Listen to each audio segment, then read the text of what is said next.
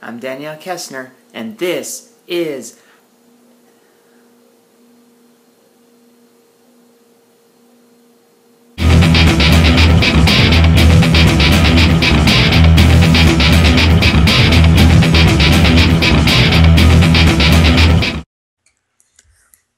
Do you ever look up at the moon and wonder if Ed Harris is watching you?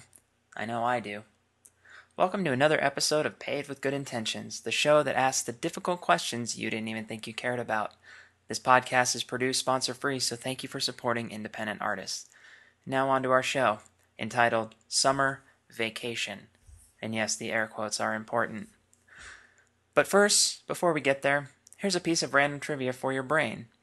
Did you know that in your brain you have over 100 billion neurons? You didn't know that? Well, now you do, because I just told you. But what is a neuron? A neuron is a cell that sends signals through your brain electronically or chemically. And they come in many shapes and sizes, but the principle is the same. And because you have over 100 billion neurons, that means the potential number of connections is greater than the number of stars in the universe. Don't believe me? Well, too bad, it's science. And now, on to the episode, Summer Vacation. Remember when you were a kid and you had something called summer vacation? I know I remember it. In fact, I think about it pretty much every day between the months of June and August whenever I'm at work. I think about going outside, going for a walk or a hike. I think about going to the mall. And I see all the kids with their families playing at the playground, going to amusement parks, hanging out at the reservoir. And I think, I could be doing all those things, but instead, I'm at work. And I have to be at work. What happened to the summer vacation? Well, obviously when you grow up, you get something that's called responsibility, and unfortunately that means you can't do exactly what you want to do in life. You have to do things that are necessary at that point. But at the same time, we like to wax romantic about the idea of the 40-hour work week. The reality is that isn't even true. The average week for American workers is actually 41 hours. So above 40 hours is the average week. And over 32% of employees in America work 45 or more hours every week. Now, if you think about it, with all the hours that people are putting into their jobs these days, you would think that companies or the government would consider keeping their employees happy and healthy, right? Nope. There is no federal mandate for sick days, time off, or even holidays. Unless you're a federal employee, that's the only way you know you're going to be forced to take Christmas or Veterans Day or any other federally recognized holiday. You'll get those off. But for everybody else, there's no federal mandate that says companies have to pay people for holidays. And you would think that in America, which is one of the largest countries in the world, one of the most industrialized countries in the world, that employee rules and regulations would be more highly considered than they are, because no other industrial nation works like America does. No other nation puts in the kind of hours that we put in, or even when we are working. Americans have a tendency to work very bizarre hours compared to the rest of the world. Third shifts, second shifts, things like that, where we're working late into the night or starting really early in the morning. And that's not necessarily something to be proud of. On the one hand, you have people who enjoy working those different hours, but the real problem there is, when do we have time for life? When do we have time to enjoy the lives that we have? Because here in America, there's plenty to enjoy. But we spend so much of it at work, or on the way to work, or on the way home from work, or thinking about what we're going to have to do at work tomorrow. And that's something that's not necessarily easy to break either. It's not something we should be proud of, but it's also not something we can fix particularly easily, because the reality is it's part of our culture. The idea of the hard worker is part of who we are as a culture. It's something we've built up over the centuries, ever since the inception of this country. But that image that we have of ourselves, the image of that hard worker, it's a facade when people do it because either the resources are limited, so you have one person doing the job that might be better suited for multiple people, or because people aren't earning what they need to survive. The cost of living in the United States is extremely high. It's not the highest, but it is extremely high. So just to get by on a day-to-day basis, people need to be able to support themselves, and with wages being as low as they are and limited number of resources, it's very possible that people have no other choice but to work 40 plus hours every week. And how many people work even more than that? How many people work more than the 45? You got 32% of the country. That's a third of the people in this country. 100 million people, on average, work over 45 hours a week. That's a lot of hours put into doing our jobs, and not a lot of hours being put into our lives. And when you look at it that way, there's just one simple truth that can come out of that. We need a vacation. As a country, we need a vacation. When you look at countries in Europe, they have mandated holidays. They have sick time. They have mandated days off. In some countries, they take an entire month off. That doesn't mean that the country shuts down and nothing gets done. What it means is that basically everybody's on vacation. And that's a part of their culture, but it's not a part of our culture. And getting away from the way that we are now is going to be critical if we want to become a happier and healthier country. People look at the way the country is right now, and even in the last 50 years, we've seen the number of hours people are working go up. We've seen the wages creep up slightly, but when compared to the number of hours, the amount of time we spend at work, the amount of stress that builds up, it shouldn't be a surprise why there are so many health issues in America when you look at things like obesity, things like heart disease, diabetes, things like that. The fact that fast food and poor dieting is rampant in our country, is that just out of laziness? I don't think so. I think it has just as much to do with the fact that we are so stressed out from the amount of work we have to do just to get by on a daily basis that we are causing these issues ourselves. And we need a vacation. As a people, we need a vacation. Because vacation isn't just having the freedom to go and do whatever you want. It is. But that's not necessarily the underlying thing that we want to get at here. When I have people take off days at work, yes, productivity might slow down a little bit, but at the same time, you have to think about the people themselves. You have to look at the employees themselves and say, are you working to your best potential with all of the pressure and the stress, the limited resources, everything that we're throwing at you? Are you able to work at your best under these conditions? That's basically the question that we should be asking. And the answer is, unless we give people a break, unless we give them time to recharge their batteries, chances are that stress is only going to get worse, and health risks can arise out of stress. We need a vacation because, case in point, it improves the quality of life. How do I know? Because leisure relieves stress. When you go home after a long day of work, what do you want to do? Do you want to do more work? Not usually. Some people are machines and they're not happy unless they're always doing something.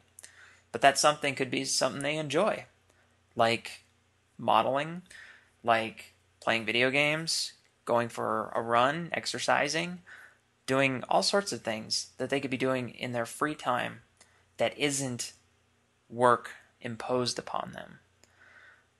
Because leisure relieves stress. It does. Detachment improves emotional health.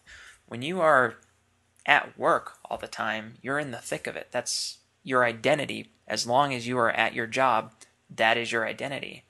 And if things aren't going well at work, then things aren't going to be going well with you either.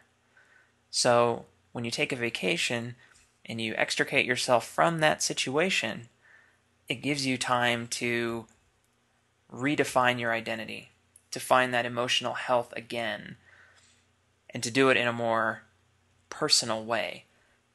I mean, it really is recharging your batteries. It's a great metaphor for going on vacation and taking that break from work, because you have to pull yourself out of it in order to build yourself back up. And it gives people more time for reflection. It gives them more time for family. It gives them more time for fun. It might give them more time for housework, but that might be necessary. Ultimately, it just gives people more time for freedom. And that doesn't mean that when you're at work, you're a slave to your job. That's not the impression I want to give, but human beings are not machines. Some of us might seem that way because of our work ethic, but we're not actually machines. Eventually, we reach a point where we have to reload, we have to recharge, and we have to break free from the belief that our identity is our job. And as strange as it might sound, vacations are actually good for business. Because, like I said, when you have employees who are dedicated to their jobs, who spend so much of their time in their jobs, they can get a tendency to burn out. So when you give people the opportunity to go on vacation, to spend more time with their family, to spend their time with more leisure activities, there's a possibility that they will avoid burning out. Because when you have a burned out employee, there's not much else you can do with them other than, kind of let them work through it. But usually them working through it is either I'm looking for another job, I'm not putting my best effort forward, or the worst thing, which is apathy of just I don't care what I do here. So it's actually a really good idea for companies to give people the opportunity to take a vacation, to take time off, to avoid that emotional sink. Because when we feel almost psychologically bound to our jobs, you don't really have another option for your life. You have to sustain your life somehow. And because, as I said, with the limited resources and the low wages, 76% of Americans live paycheck to paycheck. And some of them are Americans who you would think are wealthy. And then you add in that there's no mandated vacation, and ultimately work gets to the point where it's unbearable, where you don't even want to go into work because you are just mentally and emotionally drained. And what's really sad is that even those Americans who are fortunate enough to get vacation time, to accrue vacation time, not all of them use it all. Trust me, I know. I have many, many hours of vacation time built up because I am a manager at a company, and when I work very hard, and there's a lot of things on my plate. And ultimately, the question becomes, what's more important? Taking time for myself or making sure that the job gets done? And typically, I make the choice that the job needs to get done because we don't have the resources to continue without key people. But that's also that psychological imprint that we as a culture have where, well, if we don't do it, it's not going to get done. Instead of going about it the different way, which is, yes, it needs to get done, but do you want to try and do it when you're drained, when you're emotionally and physically drained? Or do you want to do it when you're at a peak of efficiency? Because here's one of the funny things about taking time off.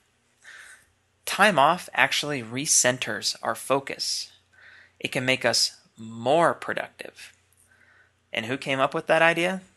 Well, it's the same person who came up with the idea of shorter hours and breaks, and basically the inventor of the 40-hour work week, because he believed that productivity came from giving people these breaks to recharge and recenter our focus. And who was that guy? It was Henry freaking Ford. As summer is coming to a close, which, we're not there yet. It's Independence Day, so we're about halfway through, but it seems to be rushing by quickly. And I see everybody out there having fun and doing their thing outdoors, and I wish I could do it too, but I have to work. And that is the reality for most Americans. It's like, I would love to take the family vacation out to California. That would be a fun trip. But it won't happen because the work won't get done. And that's our psychological chain as Americans. It's time to start reassessing our priorities as Americans. It's time to ask the question, are we too focused on our work and not focused enough on what really matters in life? Things like family, things like keeping our minds strong and healthy and focused. And a vacation can do just that. I mean, sometimes we think of vacations like the movies that don't go particularly well. A lot of vacations don't go particularly well. But in the end, that is time that you're spending doing something you love or spending it with people you love, as opposed to focusing solely on your work. Who do we want to be as a culture? Do we want to be seen as the culture that spends all of our time at work and no time devoting ourselves to leisure, to family, to friends, to things that actually do make us happy in life? And I'm not saying work doesn't make us happy, but we all need a break. What identity do we want as a culture? And it might not seem important how the rest of the world sees us, but it kind of is. Because ultimately, it's our health. It's our health as a country, as a culture that's at stake when we don't take those vacations. And as summer comes winding to a close, it's going to be yet another summer that we wish we had taken that vacation. We're not kids anymore. We don't have the luxury of school's out and we get to play for 3 months. We don't have that luxury. But there are opportunities where we can have something just as good. A way to refocus, recenter, and reflect on who we are as people and what we want out of life, what makes us happy. But that starts with reassessing who we are as a culture. So, thank you for watching this episode of Paved with Good Intentions. I can't talk anymore. You can check out more episodes right here on YouTube. You can also check out the audio feed on iTunes and Stitcher. You can also check out any of the other videos and anything I've ever favorited on YouTube.